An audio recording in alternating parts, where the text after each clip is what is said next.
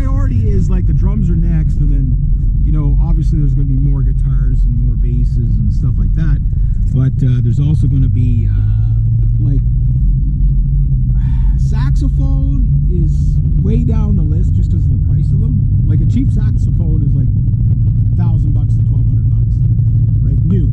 Used, you can probably find stuff, but used saxophones are almost a waste of time because you're going to have to rebuild them most of the time. Oh, there's a student saxophone for $400. Oh, that's a fantastic deal, but it needs all new felts, it needs all new, you know, like half the hinges are screwed up, you know, yeah, like a friend of mine used to play saxophone, so he was big into the saxophone, and he went through 3 cheap ones, again, spending $100 to save 10, right? He went through 3 cheap ones before he bought a good one. So for me, like used things are used for a reason. You know, if you got a really excellent guitar, you don't normally sell it. You know, like unless like the guys like selling it to trade up for another guitar or something like that. That's about the only time you sell it, right? The only other time you sell it is because there's something that's not perfect on it. You know, crackly. A lot of times it's just crackly wiring and stuff like that, which is no problem for that. You know, like, cause you know, I would never not buy a guitar just because it has a couple of crackly switches. If it was active pickups, I might, because you never know, maybe the electronics are screwed up, and then you're talking big bucks. But you'd have, you know, if you got the instrument for a decent enough price, you're not going to care, right? So yeah, I want the guitar bad enough that you know, I'm willing to sacrifice the you know, putting a little more money into it or whatever. You know, like my Gibsons, my SG61 reissue, my favorite guitar in the world, has, you know, a bowed neck, right? So like that I can't fix. There's no way to really fix that. That's why they discontinued the reissues like that. And they knew people would buy those guitars because they're just so beautiful. But the necks, they're a little bit too thin. It makes them awesome to play. Like again, when you get an SG61, not the standard reissue, but that they're issuing now. But if you get the actual SG61 reissue, that guitar is probably the best playing guitar in the world. And, you know, I'm not saying that hyperbolically. I'm saying that in comparison to all the other guitars that I've played, which is, you know, I've owned 54 guitars in my life and have probably tried over 1,000 in the music stores and really tried them, you know. And most guitars are not worth buying. You know, like most of them play good. That's the great thing. That's the first thing I look at a guitar's playability. The sound thing is just subjective. You know, they all kind of sound pretty good. Some sound a little better than others, but in general, you know.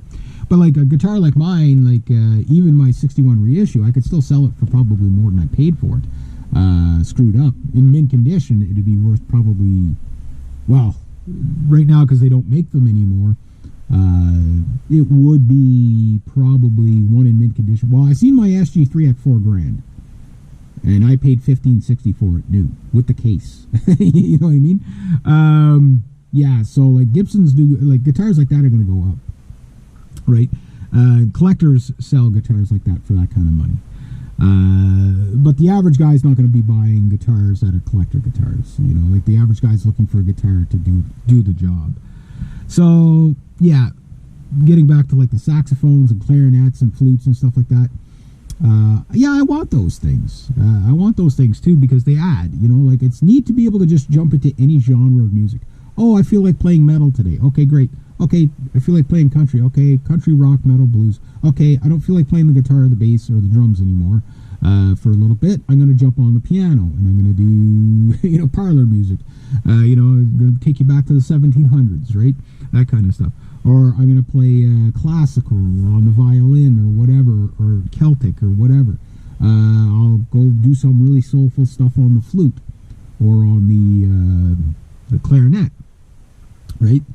And yeah, you know, like, you know, or I'm just going to go like really like just, you know, just get everybody all hot and bothered over the saxophone. The saxophone is a very cool instrument. I have played them. I've never played it enough to really say I've played it. But I did, you know, because at the time, you know, I was able to read the sheet music, so I think I was able to do the Indiana Jones theme and the Pink Panther theme, and parts of Careless Whisper. You know, the first song everybody learns on freaking on saxophone, Careless Whisper. It's like, it's the only song people buy saxophones just to play that song.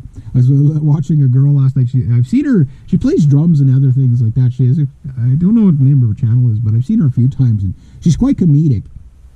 She go, "Can I play the saxophone?" "No." "Did I buy a saxophone just to play this one song?" "Yes." And she starts, you know, belting out Careless Whisper, right? And I was like, "Oh yeah, that's the one. Yeah, that's the one." No, I would love to do. Epica did a really cool thing. They went and did a song called what was it? The Final Lullaby. And they did a live version of it with, I don't know who the singer was, but anyway, they both sing like a duet in it. It is a really kick-ass song. It's kind of, you know, a bit of a nihilistic song because, you know, it's Epica, right? But anyway, so she's singing in her beautiful opera voice, and he's singing, you know, like, he's not singing like death metal, but he's singing really good. And all of a sudden he whips out a saxophone in the middle of a heavy metal song, and he's like just shredding at the end of this, you know, with this saxophone, and it's like, fuck, that sound cool. You know what I mean? That was really, really good.